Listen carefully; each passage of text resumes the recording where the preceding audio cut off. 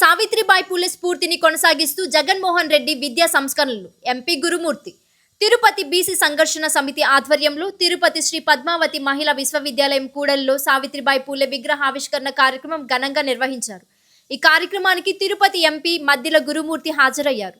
ఎంపీతో పాటు ఎమ్మెల్సీ సిపాయి సుబ్రహ్మణ్యం, తిరుపతి నగర mayor doctor Sirisha ఈ కార్యక్రమంలో పాల్గొన్నారు. విగ్రహావిష్కరణ అనంతరం జరిగిన సభలో ఎంపీ మద్దిల గురుమూర్తి ప్రసంగిస్తూ మహిళల సాధికారత, అందరికి విద్య అనే మహోన్నత లక్ష్యాలతో సావిత్రిబాయి పూలే గారు సుమారు 200 సంవత్సరాల క్రితమే అనేక సామాజిక అవరోధాలను ఎదుర్కొంటూ పోరాటం చేశారని గుర్తు చేశారు. మూఢనమ్మకాలతో నిండిన అప్పటి సమాజంలో మహిళలకు చదువు నేర్పేందుకు ఆమె చేసిన త్యాగం, జ్యోతిరావు పూలే గారితో కలిసి ముందుకు తీసుకెళ్లిన ఆశయాలు నేటి తరాలకు స్ఫూర్తిగా నిలుస్తాయని అన్నారు. మహిళల విద్య కోసం ఆమె కోరుకున్న ఆశయాలకు ప్రతీకగా మహిళా విశ్వవిద్యాలయం ముందు ఆమె విగ్రహాన్ని ఏర్పాటు చేయడం ఎంతో అభినందనీయమని పేర్కొన్నారు. ఒక బ్యానర్ కొద్ది మందికి ప్రేరణిస్తే ఒక విగ్రహం తరతరాలకు కోట్ల మందికి స్ఫూర్తినిస్తుందని ఎంపీ అన్నారు. ఈ గొప్ప కార్యక్రమాన్ని చేపట్టిన బీసీ సంఘర్షణ సమితికి, బీసీ నాయకులందరికీ ప్రత్యేకంగా ధన్యవాదాలు తెలిపారు. నాటి స్ఫూర్తిని కొనసాగిస్తూ మాజీ ముఖ్యమంత్రి వైఎస్ జగన్మోహన్ రెడ్డి ప్రభుత్వ పాఠశాలల మౌలిక సదుపాయాలను సమూలంగా మార్చి గ్రామీణ ప్రాంతాల్లోని పేద పిల్లలకు కూడా నాణ్యమైన విద్య అందించేందుకు విశేషంగా కృషి చేశారని గుర్తు చేశారు. పాఠశాలల అభివృద్ధి, ఇంగ్లీష్ మీడియం విద్య, శుభ్రమైన వాతావరణం, తాగునీరు, యూనిఫామ్లు, పుస్తకాలు, అమ్మఒడి వంటి పథకాల ద్వారా విద్య నిరాటకంగా కొనసాగేందుకు చేసిన ప్రయత్నాలు ప్రశంసనీయమని తెలిపారు.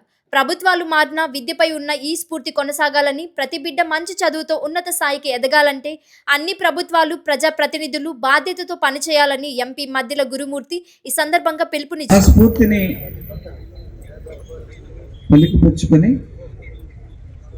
గౌరవ మాజీ ముఖ్యమంత్రి వైఎస్ జగన్మోహన్ రెడ్డి గారు ఉన్నటువంటి స్కూల్ ఇన్ఫ్రాస్ట్రక్చర్ మొత్తం సమూలంగా మార్చేసి గ్రామీణ ప్రాంతాల్లో ఉన్నటువంటి పేదలకు కూడా మంచి నాణ్యమైన విద్య అందాలని, ప్రపంచ ప్రమాణాలతో కూడినటువంటి ఇంగ్లీష్ మీడియం విద్యతో పాటు వాళ్ళు చదువుకునే పరిసరాలన్నీ పరిశుభ్రంగా ఉండాలని, వాళ్ళ స్కూల్ బిల్డింగ్కి అన్నిటికీ కూడా ఎలక్ట్రిఫికేషన్ దగ్గర నుంచి, మంచి ఆర్ఓ వాటర్ దగ్గర నుంచి, వాళ్ళకి స్కూల్ యూనిఫామ్స్ దగ్గర నుంచి, మంచి క్వాలిటీ బ్యాగ్స్ దగ్గర నుంచి, పుస్తకాల దగ్గర నుంచి, దీంతో పాటు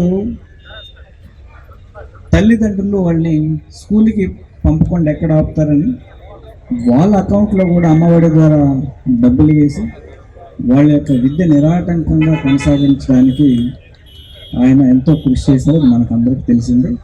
ఆ స్ఫూర్తిని ప్రభుత్వాలు మారిపోయినాయని కాకుండా ఆ స్ఫూర్తిని కొనసాగిస్తూ ప్రతి ఒక్క బిడ్డ మంచి చదువుకొని ఉన్నత స్థాయి ఎదగడానికి అన్ని ప్రభుత్వాలు తోడ్పడాలి. అలాగే ప్రభుత్వ హాస్టల్లో కానీ, స్కూల్లో కానీ శానిటైజేషన్ దగ్గర నుంచి వాళ్ళకి మంచి పోషకాహారం అందేలాగా ప్రతి ఒక్కరూ ఉన్నటువంటి ప్రతి రాజకీయ నాయకుడు, ప్రతి ప్రజాప్రతినిధి యొక్క బాధ్యత తీసుకొని మన వంతు మనం కృషి చేయాలని మనస్ఫూర్తిగా కోరుకుంటూ నాకు ఈ అవకాశం కలిగించినటువంటి పెద్దలందరికీ ప్రత్యేకంగా ధన్యవాదాలు తెలియజేస్తూ సెలవు.